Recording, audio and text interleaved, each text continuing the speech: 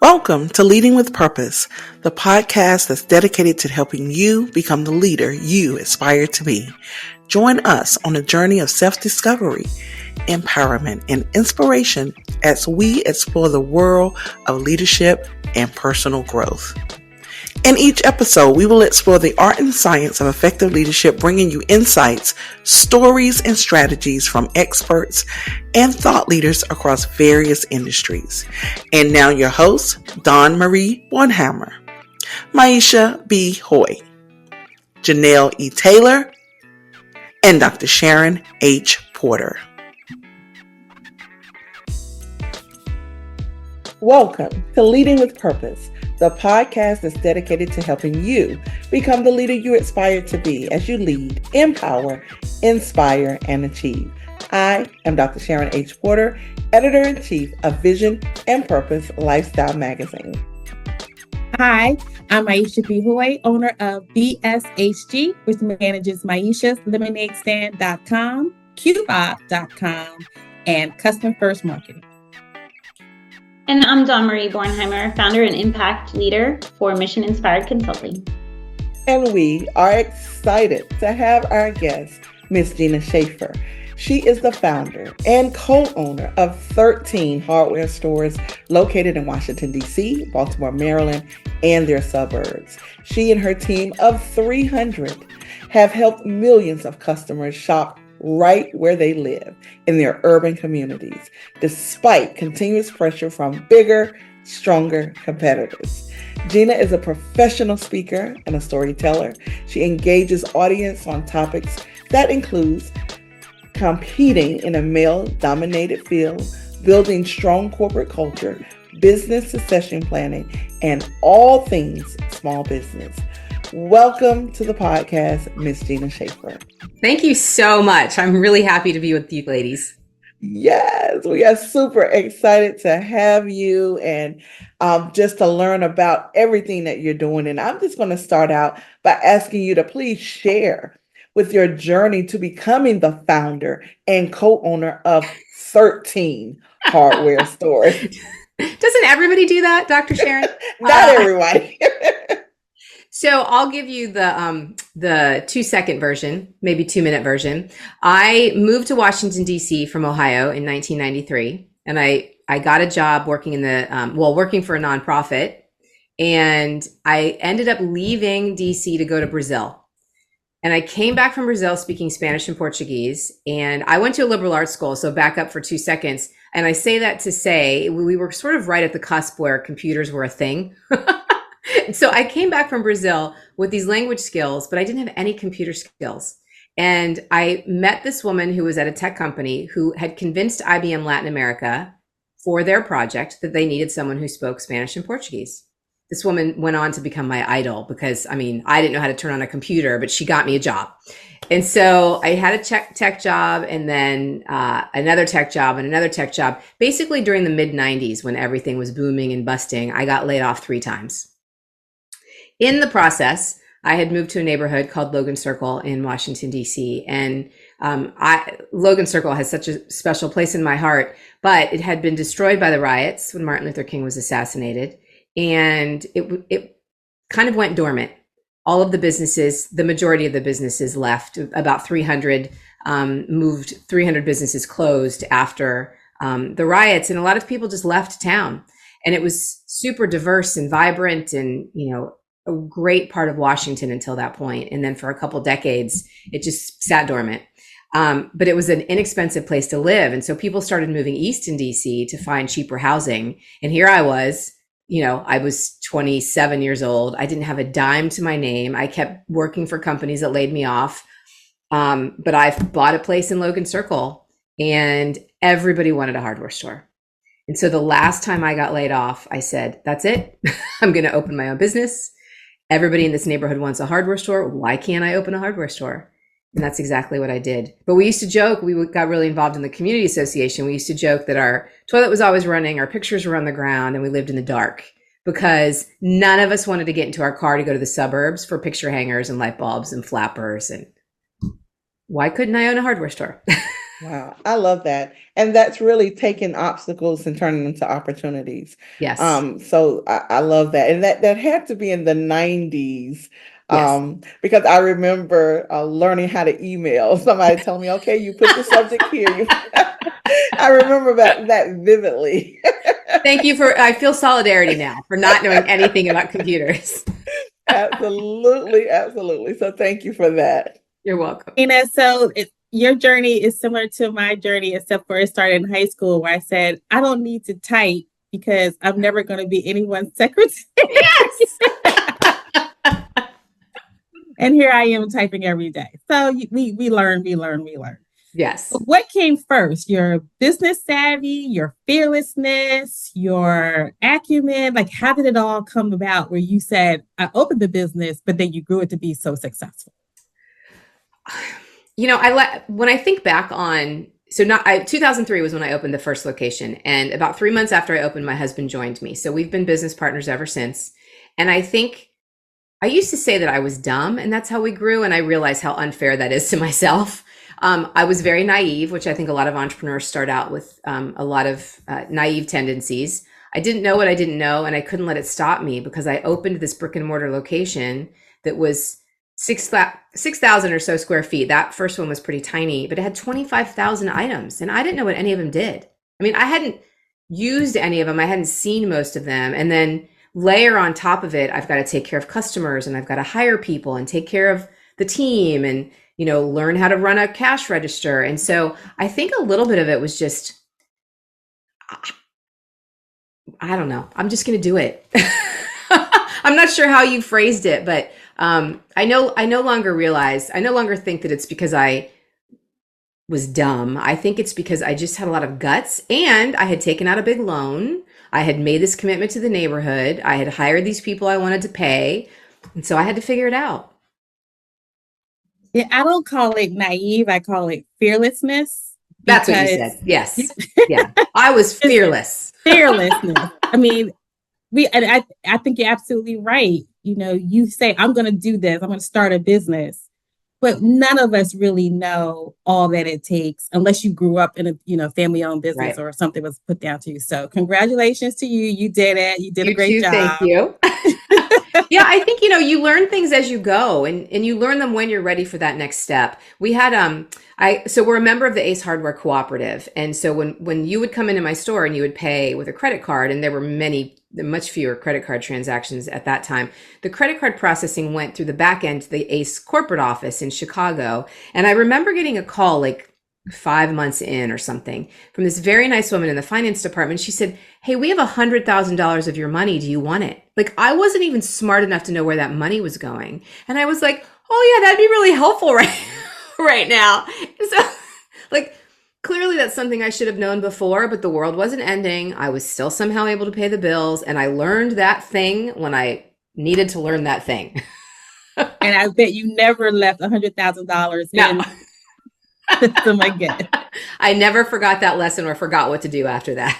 Exactly.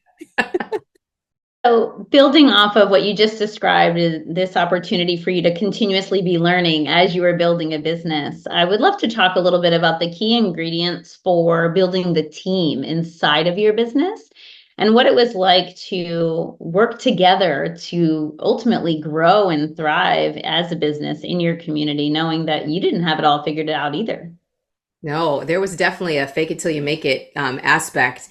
So I think that also helped with who we were hiring and how we were building that team. The very first employee that we had was, his name's Tommy, and Tommy had been in prison for 17 years.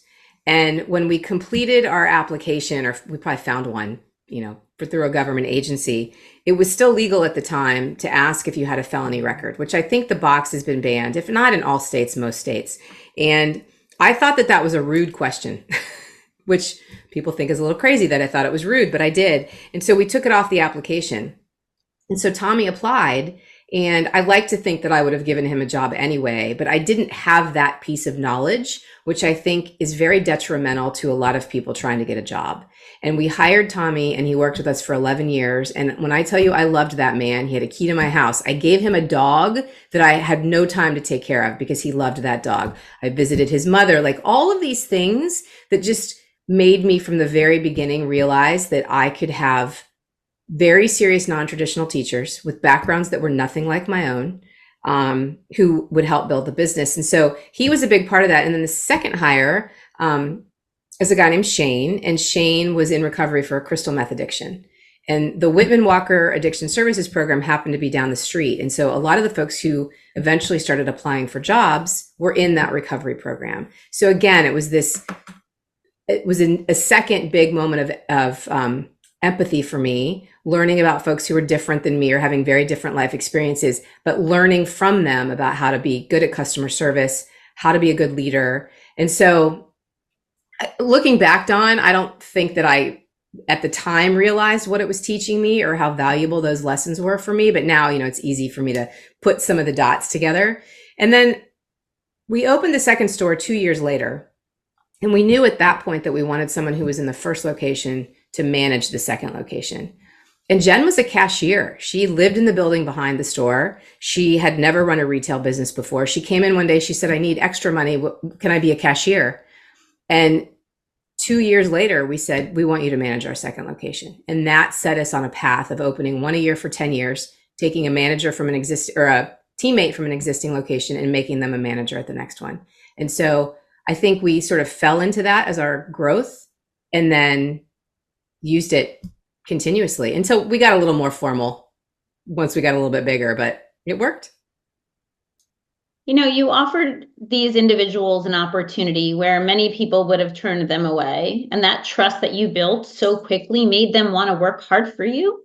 Right. And then here is that woman that comes in, Jen, I think you said, right, the cashier who is just looking for this small opportunity. And you demonstrated to everyone around her that there was more opportunity here. If you are looking for it, let us know, kind of thing. And you really were able to create this growth opportunity inside of your businesses, which a lot of people struggle to do, to find internal talent and allowing them to see the growth within the company to the point that they embody the mission as their own. Yes. Yeah. Well, we actually had the team create our core values. We brought together, we were getting ready to open, I think, our 5th location. And we've hired business coaches a couple times throughout our history when there have been specific things that we really knew we needed an adult in the room to tell us how to do it. And one of the things that we decided we needed at that point was documented core values, so that we were creating better, really written and trained processes and procedures as we continued to grow. So store number 4 was in Baltimore, and that was a big leap for us because we couldn't walk into that store very easily. We had to drive for an hour, and we were promoting someone from DC to go up to Baltimore because he wanted to move there. And we wanted to give him, we're not a franchise, but we wanted to give him the framework that maybe a franchisee would get, so that he could plant roots in Baltimore and start growing there in a way that he would if he were just across town in DC. And it worked. Shocking. Yeah. But it worked. Yeah. Is that the location on Light Street? It is the location on Light Street. Yeah. I've been in there. Oh, I love that store. I do love that store. Yeah. Thank you. Perfect. No, thank you. Okay. So Gina, I really, really believe that succession planning is critical, especially for small businesses. Can you talk about some of the important considerations that a small business owner should have when they approach succession planning in their business? Yeah, I've got so many opinions on this now that I've gone through it that I might not have had a couple years ago. The first has all to do with finances. So when I opened that first location, I remember another hardware retailer saying, shut off your cash registers at 5 o'clock every night. And I was like, why would I do that? And he said, so you don't have to pay taxes on what you sell between 5 and 7, which is ridiculous advice, right? And I would have never done that because that's illegal. But when I started my succession planning, it made me realize, and my husband is our CFO, that if he wasn't doing everything by the book, our business wouldn't have had the value that it had when we sold it. So my best advice, whether you're the numbers person in your company or not, is from the beginning, make sure that you're tracking everything and you're doing everything above board. Because if you want your business to be worth $1 million 20 years from now, that finance process starts the day you open the business. And again, I'm not the numbers person. And so I didn't know that, but I think that's a big part of it. People used to ask me how I was going to exit because I don't have children in the business. Hardware stores tend to be very multi-generational. And I put it off for a long time. And then it was probably around 2013, 2014, I started realizing I didn't want to run hardware stores forever. So I needed to start doing some research. So figuring out what the options were, who might buy it, what needs to be in place for us to buy it. So that was a big part of it. And then when we finally made the decision of how I was going to exit, the communication process was really important. We hired another business coach at that point who worked with my leadership team to make sure that they were ready for the change, to figure out if they needed anything for the change to happen. And then a communication process so that for 2 years, I talked about where we were in finding my replacement, where we were in the sale, because we're selling it to our team through an ESOP. And so I think I articulated 3 things. Stop me if I didn't, but knowing your finances, communicating with your team, and then making sure that you've researched all of your options for transition, I think are probably. No, and I love that. And it really, just listening to you and all of these responses, it really sounds like that you all really found the blueprint. Maybe you didn't know it at the time. No. But it really, taking the opportunity to invest in coaches as a small business owner, knowing that you need to do that. Those are all things that small business owners need to hear. Yes. So many times they try to struggle and go through it themselves, but in the long run, it's not worth it. And so just very valid point. So thank you for that. You're welcome. Your story is so interesting because I just read a study that, people in prison find it hard to find jobs, and the fact that you took addicts and people who, like you said, non-traditional people. But how did you instill your mission, your beliefs, your vision for the store into these people who came from non-traditional surroundings? Well, a little bit of it is trusting. Mark is my husband, we're both very trusting people. And so it's a lot of people don't trust you until you've proven yourself trustworthy. I think we've both really operated in the opposite. Like you are immediately trusted and until you can't be. And I think part of that can you be has to do with everybody we hired, not just someone from a non-traditional background, but is there accountability? And for an hourly wage employee at a hardware store, that's really starts with showing up on time. And then a part of it is attitude. You probably don't know anything. Tommy, who I mentioned to you, I'm fairly certain that Tommy could not read. We never actually asked him, and he never articulated that. But that did not mean that he couldn't be a fantastic provider of customer service within the framework that he had. And so trust and verify, I think, is one of the ways that we managed to do that. So one of the things, this is kind of a joke, but one of the things I was accused of in the past is leading by cheerocracy, because I'm a pretty cheerful person. And I think one of the real understandings that I had to come to is anybody cannot have confidence, but folks who have been involved in addiction or incarcerated have such low self-esteem in a lot of cases, not always, that taking those values and being a leader that thanks people and encourages people and all of that stuff goes a long way. I mean, I had a wonderful young woman who worked with me who had never been incarcerated and had never been addicted to anything. But 10 years into her tenure with us, she was still very not confident in her abilities, and she was great. So some of it's just building up confidence, instilling that trust, inspecting what you expect. If I ask a task to be done, for example, am I following up with it to make sure that it was done the way it needed to be, and encouraging when it's not. And so all of those, I think, again, I sort of came at this naturally, but I think probably because I'm generally cheerful anyway, it was my nature to be encouraging, and then figure out how we're going to hire managers or promote managers who have that same encouragement. I love listening to you. I'm learning a new word, cheerocracy. Is that what it Yeah, was? bureaucracy. Love it all. Thanks so much. Sure. So throughout your journey, I have no doubt that you have had the pleasure of meeting a lot of really inspirational people. And I think people that lead with empathy, people that have that positive outlook, are looking to be a part of a community solution, likely attract people that are of that same vein. I would love to hear maybe a story about someone that you encountered that was an inspiration to you, that you would love to just introduce all of us to through a story. So there are quite a few, but one of my absolute favorites is Father Boyle from Homeboys Industries in LA. And if you've never heard of Homeboys Industries, I encourage you to just Google them. He was sent to minister in a housing project about 40 years ago, in between two housing projects. And in those housing projects were representatives of like 14 gangs, and gang members kill each other. And so he was sent as a young priest, had no idea what he was going to do to try and get the killings to stop, the violence to stop.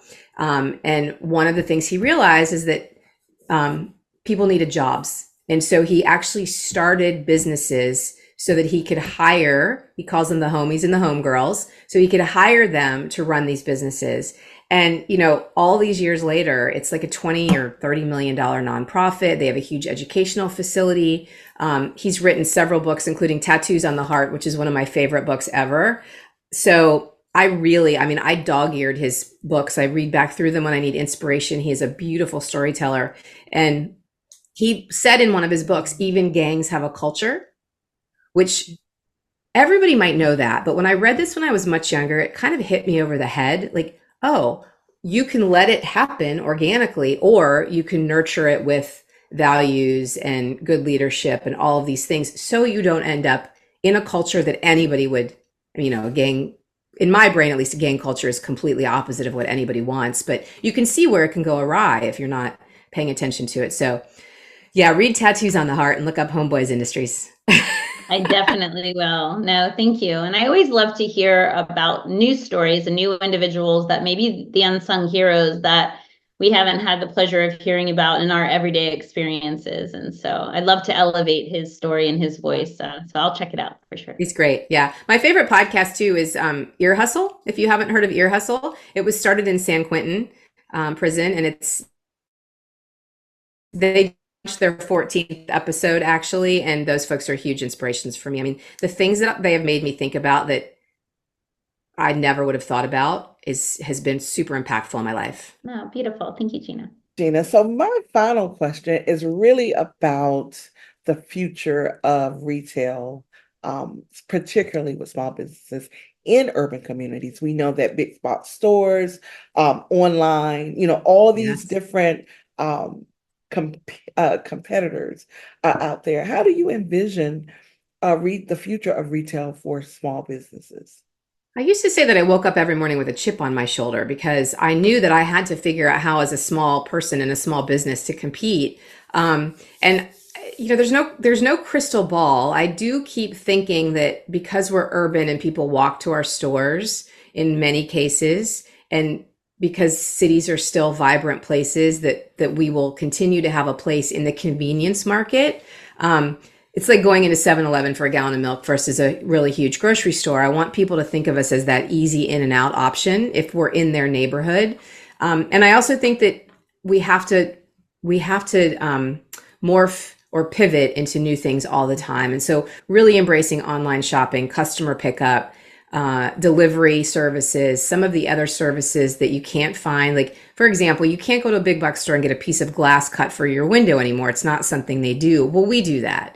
And so figuring out how we can be differentiated in our neighborhoods makes a big difference. I think the Federal Hill store that Dawn mentioned earlier sells something like $500,000 in plants every year. And it's little, but a lot of those are house plants, recognizing that urban dwellers in Baltimore City love to buy house plants. And when they buy a plant, they buy soil, they buy amendments, they buy pottery. And so I think a little bit of urban, or a little bit of small retail in general, is figuring out how we change and adapt And maybe in the future we have smaller stores because more of it's online. Maybe it's more service oriented. I mean, my team thinks about this stuff all the time.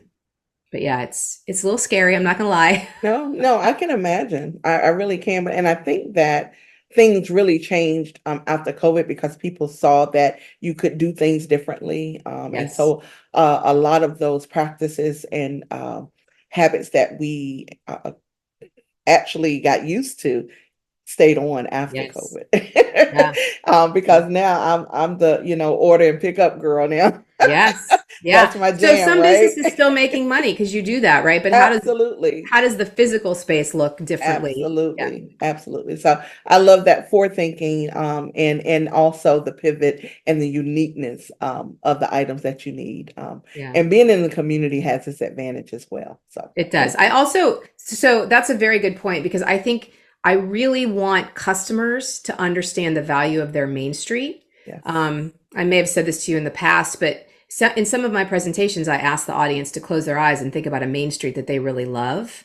And a lot of people reflect on a place where they vacation, maybe the small town they grew up, a college town. Nobody thinks of a strip mall in the suburbs. I've never heard that when I've had this conversation with audiences. And so the audience or the consumer needs to realize the value that we play.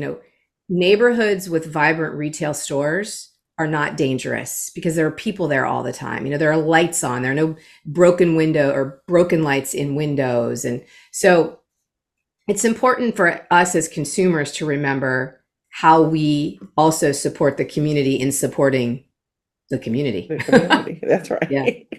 Thank you for that. Sure. All right. First, let me say that, I just thought about this. I can't imagine not being in my business every day. Like that's what drives me, the passion. And I love putting out marketing campaigns. But now that you're a keynote speaker and you're speaking to audiences all over the world, what's inspiring you? What's giving you the jazz to get up and do this every day now that you are not longer the CEO? Now that I don't get to be, I do not like working from home. Let me just make that point clear. Like I really miss being in an office and seeing the cashiers when I walk in and having lunch with the people that make the keys. And so the thing that keeps me going actually is meeting the audiences at my speeches. And so last week I was in Greenville at an event that BMW puts on, a supplier diversity event every year. And I was the keynote for a luncheon that they do that's hosted by an organization called Women Confidence Builders. And so there were about 400 people in the room, about 95% actually were women. And so what got me jazzed was meeting them before, taking photos, answering questions, and then on stage being able to share stories about my teammates and how they made me a better leader. And it's that energy that you feed off of and you get it where you can. I mean, I'm not having those moments often enough yet. I'd like to have more, but when I have one, man, it's like gold for a while. Well, I'm sure when people hear you and see you on the podcast, they'll be calling you because I hope so. It just comes through 100%. That cheerocracy. I think we have a new term, a new book, new something coming through. I feel like I need to write a speech around it. I don't know if anyone's ever used it. Somebody called me that once, and so I never forgot it. Well, there you go. Now you have your new thing, right? Maybe. Maybe it's going to go on a t-shirt. I don't know. Maybe. I love it. Yeah. So Gina, in your travels, as you're meeting new people, what's one thing that you're excited about this next generation of business owners? And maybe what's one nugget of wisdom you would want to impart on them as they are stepping into their passion and purpose? I think it's a great question, specifically because the baby boomers are really getting very close to the point where they really will be retiring. And so there's going to be a ton of opportunity in this country to buy businesses, to take over businesses. And I think the next generation, and that's probably a little bit older than the high school and college age students who really had to struggle through COVID and might not have the connective tissue that we have in our 40s through late 50s, maybe. So I think the biggest part of advice is figure out how to be connected. And my hope is that everyone now is just so much more creative and have access to so many more things with social media and marketing. And it's a lot coming at us, but there are so many cool options between apps and just resources, people who know so many things. Like, I didn't know anything about marketing when I started Logan Hardware, but now I feel like I could call 100 people who could give me really great advice. And so I hope that, there's a lot of consolidation in the industry right now. And so I think some of my hope is that the consolidation slows down with people who want to buy businesses to continue, legacies, whether it be their family or not. Yeah, I could probably babble about that for hours. No, but I love that you pointed out the connectivity and the relationships. And with all of what is going on around us, there's so many brilliant people doing so many brilliant things, and really leveraging our networks and our connections from a place of abundance. What can I do to serve you? But then maybe there's an opportunity for me to learn from you as well. And together we can continue to thrive.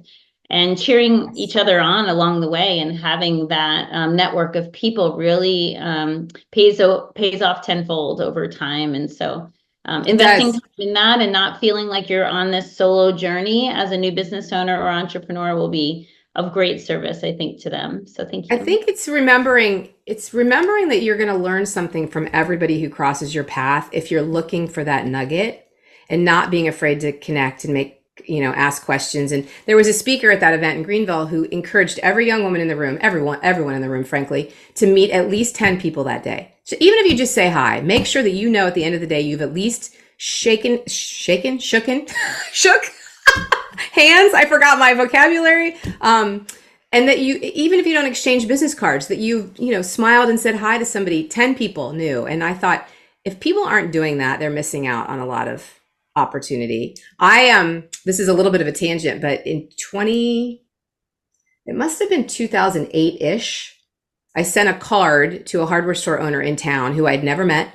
And I said, when I grow up, when my team grows up, we want to be you. His store, he was celebrating his 35th anniversary of owning that store. And in 2017, he decided he wanted to sell it, and he still had that card. I'd still never met him. And he called me and he said, will you buy my business? Now, if that doesn't tell you the power of connecting and staying in touch, not salesy, there was no sales pitch. I ever called him and said, I wanted to buy your business. And I bought it, and it's 104 years old. Like, talk about I love that story, because if I hadn't written that card, it might not have happened. Who knows? And that's such a blessing for both of you, right? Yeah. For him to feel like his hard work is being put in such good hands, and he remembered you from that simple gesture. Yeah. After all those years, and trusted you to take over his legacy. So many years. Beautiful. Yeah. I was very proud to do it. Beautiful. Thanks. Wow, Gina, I tell you, what an amazing journey, what amazing story. Just so many nuggets that you've dropped for our audience and for us, really, the host of Leading with Purpose. Please, please, please take the time to share your contact information, how people can follow you, how they can connect with you, and of course, how they can book you for their next event. So please take the time to share. Thank you so much. I'm on LinkedIn at Gina Schaefer. GinaSchaefer. I have one of those last names that has a million spellings, and GinaSchaefer.com is my website. So you can find me there to read about Recovery Hardware, which is the book that I wrote, and then about some of the speeches that I give. So, and I would be super honored to talk to anyone about any of that stuff without any, booking. So.